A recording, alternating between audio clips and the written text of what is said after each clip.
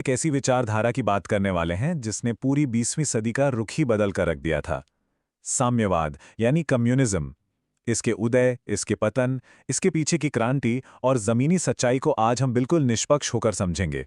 आखिर कागज पर इतनी बेहतरीन दिखने वाली थ्योरी जब असल दुनिया में उतारी गई तो इतना बड़ा फासला क्यों आ गया? चलिए इस गहराई भरी चर्चा की शुरुआत करते हैं। तो इस पूरे विषय को हम 5 साफ सुथरे हिस्सों में बांटकर देखेंगे। पहला, पूंजीवाद और उससे पैदा हुआ विभाजन। दूसरा, मैनिफेस्टो का जन्म। तीसरा, असल जिंदगी में साम्यवाद। चौथा, इसका मूल दर्शन। और अंत में सिद्धांत बनाम वास्तविकता। शुरुआत करते हैं पहले हिस्से से, पूंजीवाद और विभाजन। आखिर इस विचारधारा को बनाने की नौबत ही क्यों आई? इसे समझने के लिए हमें सामंतवाद के खत्म होने और उस दौर की एक नई अर्थव्यवस्था के जन्म को देखना होगा। एडम स्मिथ ने अपनी किताब वेल्थ ऑफ नेशंस में एक बहुत ही आदर्श स्थिति की कल्पना की थी।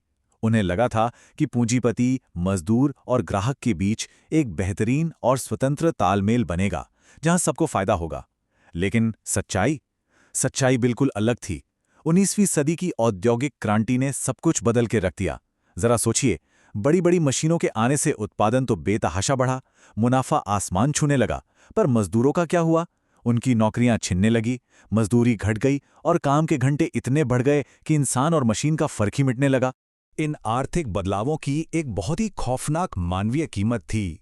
क्या आप यकीन करेंगे, 19वीं सदी के मध्य तक आते आते यूरोप के मजदूर वर्ग की औसत आयु यानी लाइफ एक्सपेक्टेंसी गिरकर सिर्फ 20 साल रह गई थी। सिर्फ 20 साल। ये एक इतना गहरा सामाजिक संकट था जिसने समाज में अमीरों और गरीबों के बीच एक ऐसी खाई पैदा कर दी थी जिसे भरना नामुमकिन सा लग रहा था। और यहीं से शुरू होता है हमारा दूसरा हिस्सा, मैनिफेस्टो का जन्म। इसी गहरे और भयानक संकट के बीच कार्ल मार्क्स और फ्रेडरिक एंगल्स ने समाज के लिए एक बिल्कुल नया ब्लूप्रिंट तैयार किया। अब यहाँ मार्क्स का दिमाग देखिए। उन्होंने दार्शनिक हेगल के द्वंद्ववाद या डायलेक्टिक्स के कॉन्सेप्ट को लिया। हेगल कहते थे कि दो विरोधी विचारों के टकराने से एक नया बदलाव आता है। मार्क्स ने इसे पूरी तरह पलट दिया। उन्होंने कहा कि बदलाव सिर्फ ख्याली विचारों से नहीं, बल्कि जमीन पर पैसों और संसाधनों के भौतिक टकराव से आता है। उनका सीधा तर्क था कि जब आर्थिक ढांचों में टकराव होता है, असली बदलाव तभी आता है।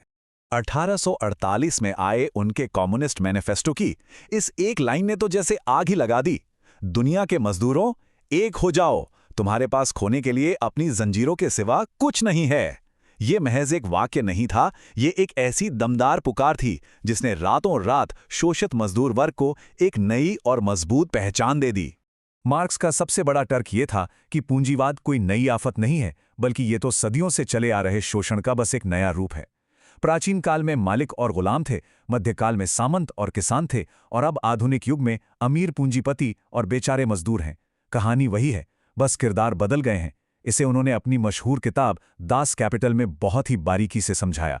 अब बढ़ते हैं तीसरे हिस्से की तरफ, असल जिंदगी में साम्यवाद।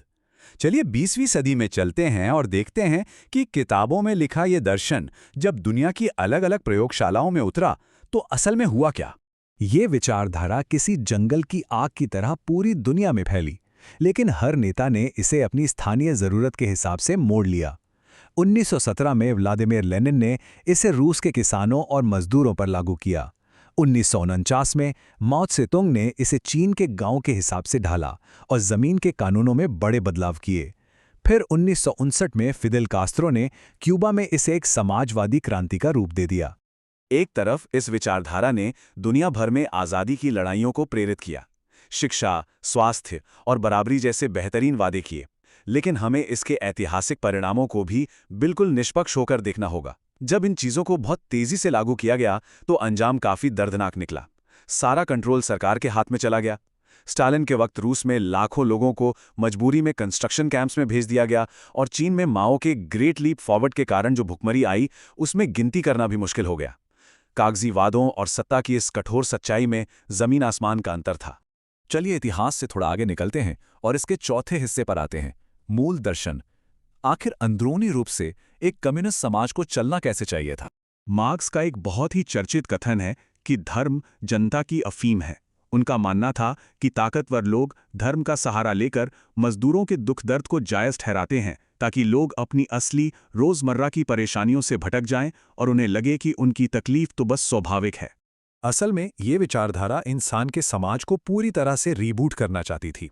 इसने धर्म को नकार दिया, इसने पितृसत्ता यानी पैट्रियार्की को खत्म करके औरतों की आर्थिक आज़ादी की बात की, यहाँ तक कि उस पुरानी नैतिकता को भी खारिज कर दिया जिसके बारे में इनका मानना था कि वो सिर्फ अमीरों के फायदे के लिए बनाई गई थी। इसका एक ही साफ मकसद था, इंसान के अपने निजी फायदे से ऊपर पूरे समाज और समुदाय का भला होना चाहिए।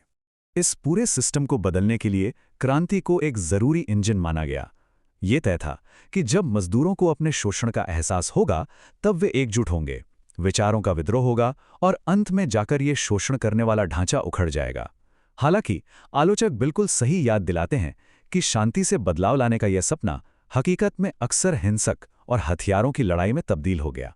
और अब हम अपने विश्लेषण के आखिरी और 5वें हिस्से में पहुंच गए हैं, सिद्धांत बनाम वास्तविकता।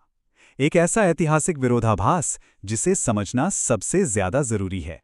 कम्युनिज्म को शुरू में पूंजीवाद की ज्यादतियों को रोकने के लिए एक बेहतरीन समाधान माना गया था। वादा एक ऐसे समाज का था जहां कोई वर्ग न हो, सबको बराबर मौका मिले।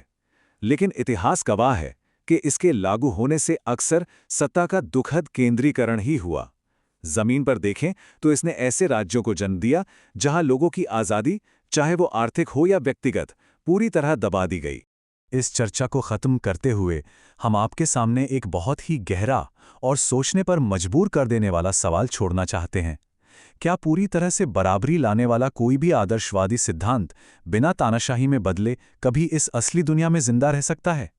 महत्वाकांक्षी आर्थिक आदर्शों और इंसानी फितरत की सच्चाई के बीच का ये संतुलन आज भी एक पहेली है। इस पर जरूर सोचिएगा।